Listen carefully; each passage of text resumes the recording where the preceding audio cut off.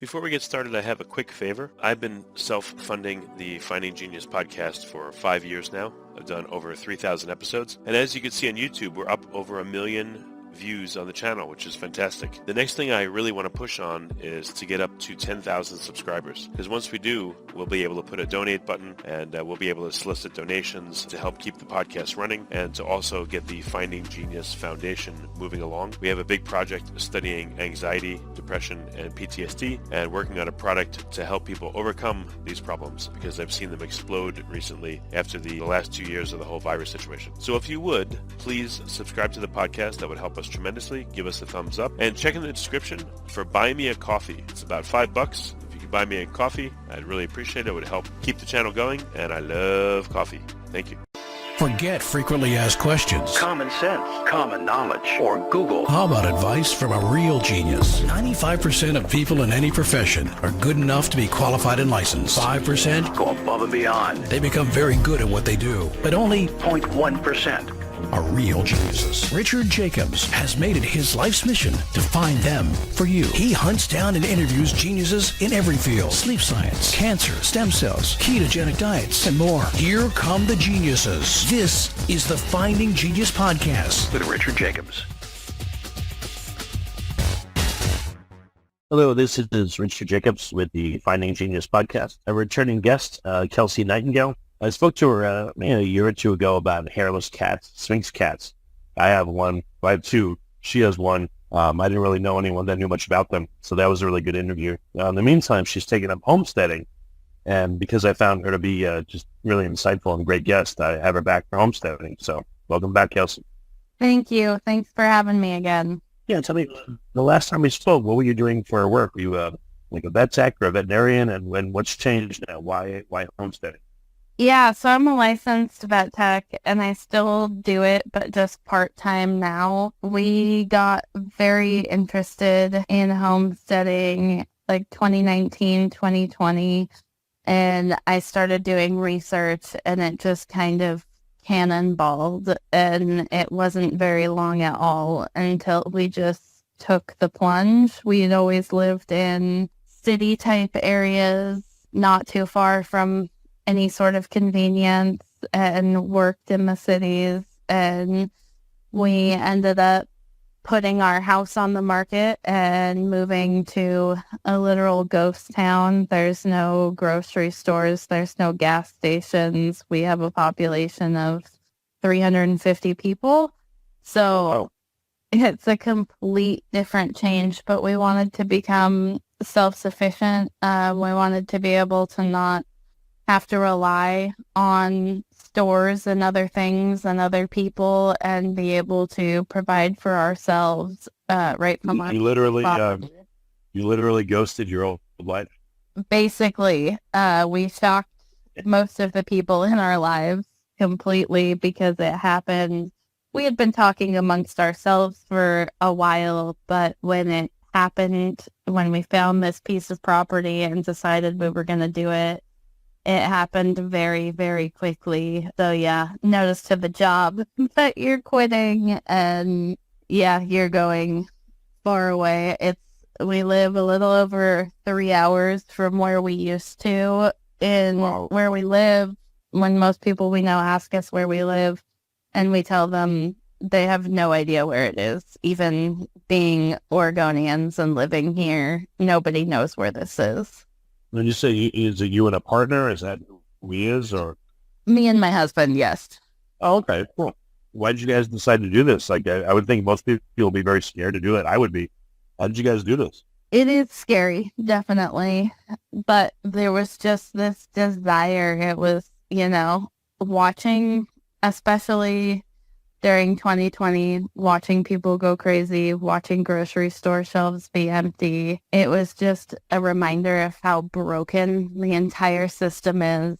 And I didn't want to rely on any of that. I wanted, if something wild happened, I want to be able to go out my back door or just pop open my freezer and see the meat that I've harvested, or go pick my own fresh veggies and not have to go to the store and not have to rely on that system. So are you guys totally self-sufficient, or are there certain things you still have to go into town to get? Like, where are you at right now? There are certain things we still have to go into town and get. It's a really long and hard process to do this, at least the way we're doing it. I know other people do it differently, but let's see. We don't buy bread anymore. We don't buy milk. We don't buy eggs. We raise and process all of our own chickens, so we have that meat in the freezer. We have turkeys that we've done ourselves in the freezer. Most of our meat we're doing ourselves these days. I started gardening last spring, so we are gardening. I'm getting into canning so we can preserve a lot of things. So it is slow, but like each year we make more and more steps forward. We have a milk goat now. We have several goats, but one of them is in milk currently, so we don't buy milk from the grocery store anymore. I go out and milk a goat every morning, and that's how we get our milk. That's a newer thing for us. So it's each little step is bringing us closer and closer. I've done some research and read some articles and statistics. And on average, it takes between 5 to 7 years to really become successful when it comes to homesteading and small farming. And we are in year 3 at this point. And I'm seeing definitely big steps and positive changes, but we also still have a lot more we want to do. So what was easy about it, and what was unexpectedly hard so far?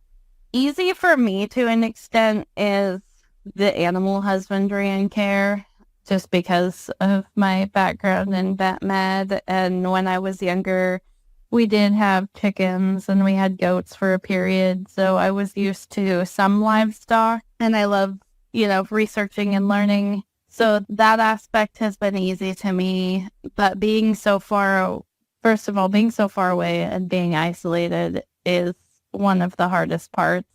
There aren't a lot of other people. There isn't anyone in our personal lives that we know that does anything like this. So there aren't a ton of people to talk to about it. Luckily, the internet has been great in finding other people online and running ideas by them. And then just day to day, the lifestyle change and the workload has been rather intense. I would say it's probably like a 60-hour-a-week job for us. Oh, wow. And then on top of, then we both work other jobs.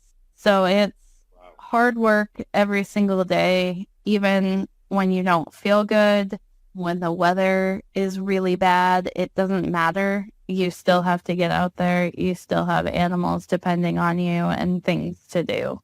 Is the most difficult thing the animal husbandry or the growing?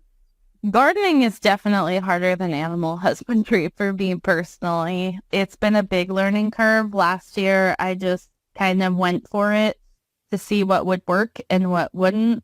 I realized I planted most of my things too late in the year. Like by the time all of our tomatoes were getting ready, the rains were coming, and then you have to deal with mold issues and insects and things like that. So finding the timing of the gardening where it's after the last frost date, but not too late in the year so that you have enough period of time to get things grown and harvested before the bad weather comes back.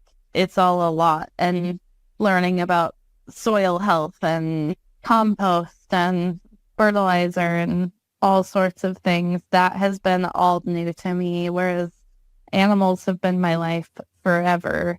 So switching more from small animals to livestock wasn't as big of a shock, but I had never grown a garden prior to last year. How was your health? You and your husband, since you've been doing this, do you see a marked difference, or were you eating really well before? We were not eating really well before. My husband is very thin now, and it kind of shocks people, and it's not in a bad way, and it's not like he tries to diet or anything. It's literally just eating better and working hard around the property. For myself, I have connective tissue disorder and other health issues. And I honestly think that if I hadn't made this change, there's a good chance that I would be completely disabled by now. Wow.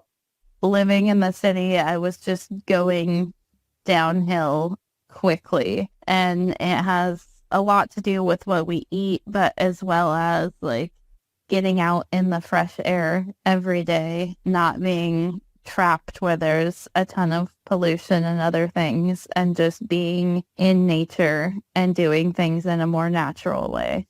Do you feel a lot better, or were you just, you said you'd be far worse, but do you actually feel good? Or are you still wrestling with stuff pretty hard? Before we continue, I've been personally funding the Finding Genius podcast for 4.5 years now, which has led to 2,700 plus interviews of clinicians, researchers, scientists, CEOs, and other amazing people who are working to advance science and improve our lives and our world. Even though this podcast gets 100,000 plus downloads a month, we need your help to reach hundreds of thousands more worldwide. Please visit findinggeniuspodcast.com and click on Support Us. We have 3 levels of membership from $10 to $49 a month, including perks such as the ability to see ahead in our interview calendar and ask questions of upcoming guests, transcripts of podcasts you're interested in, the ability to request specific topics or guests, and more. Visit findinggeniuspodcast.com and click Support Us today. Now back to the show. I do feel better. For the first, I would say, year or so we lived out here, that wasn't necessarily the case because I think it was just such a shock to my system. And I also had some things that weren't being well controlled. So once I got that underway and then started doing more around here and with the diet change that comes with that, it's definitely helped. I'm a lot more functional than I was a year ago. No, that's great to hear. What things do you have to do now to be fully self-sufficient? Like what are, you've done it for about 3 years.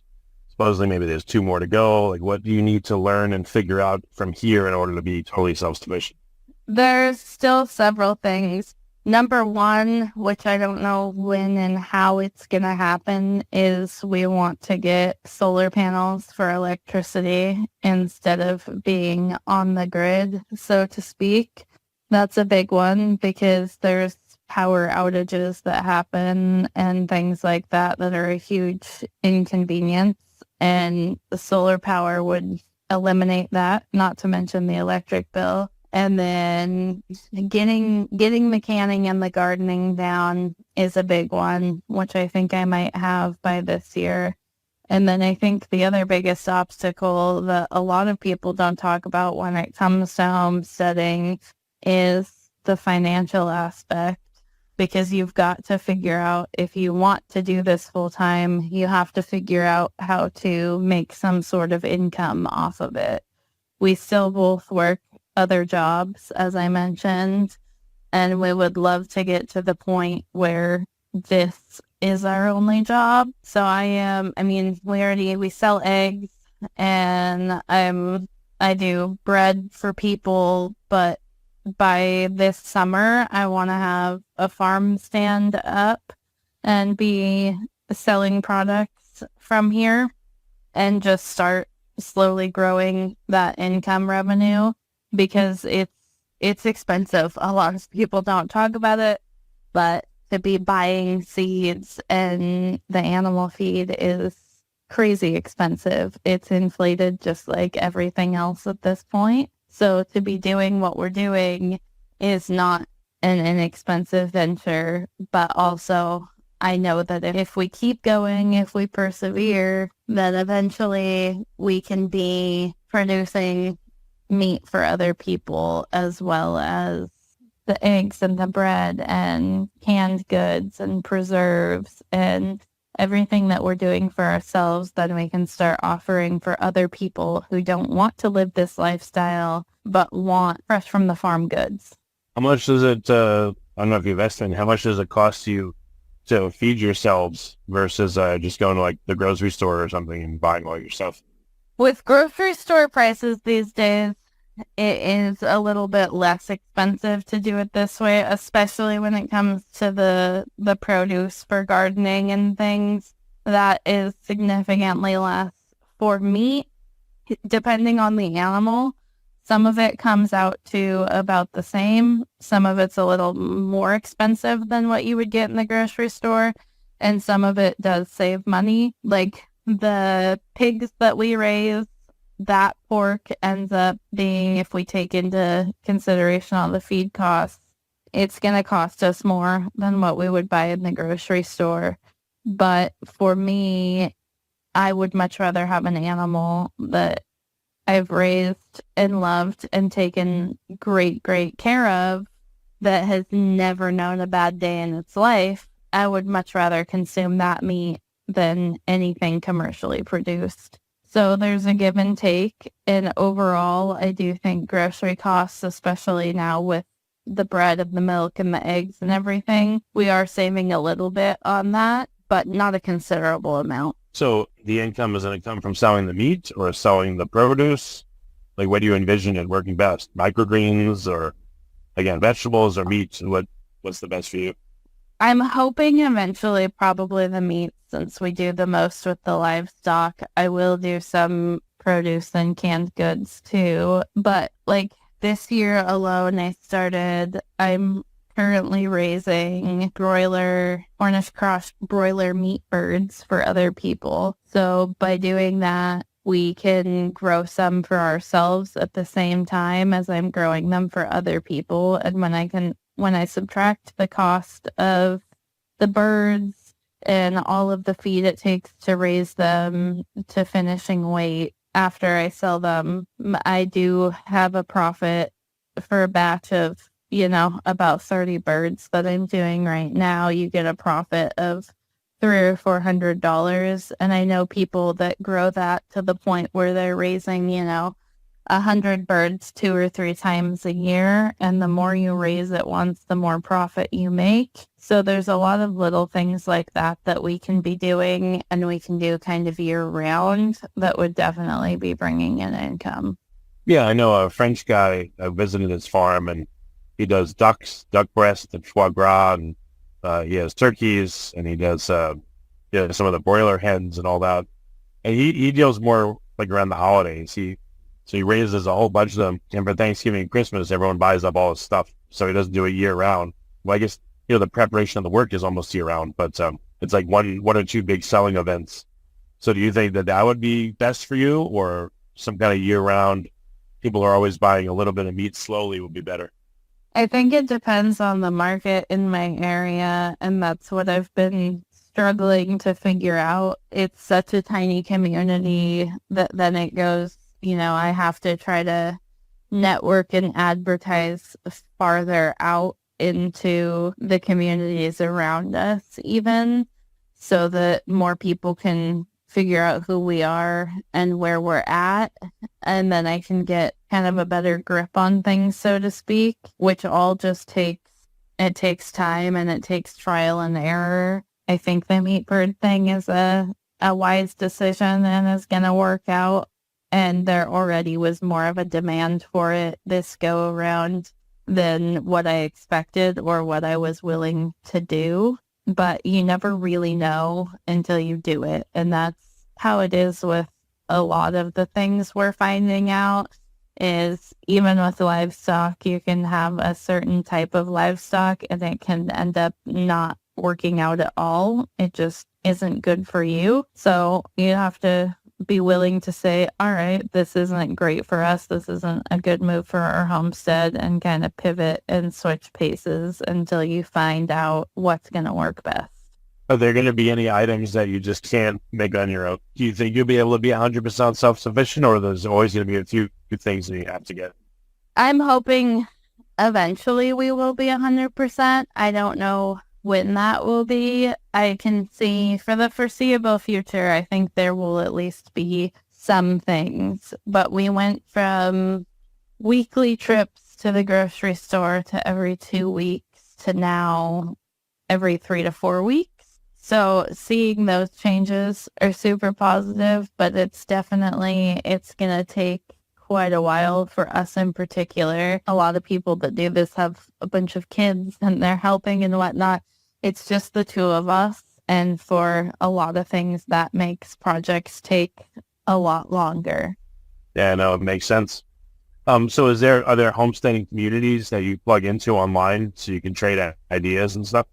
Yeah, there absolutely are. There's one specifically called Abundance Plus it's just homesteaders, and they have a ton of educational videos and things. So that's been really helpful, as well as like a community page where you can ask questions and talk to people. And then the least likely place that I ever thought, actually TikTok has a ton of homesteaders and a ton of really great homesteaders sharing really wonderful information and people that are super supportive.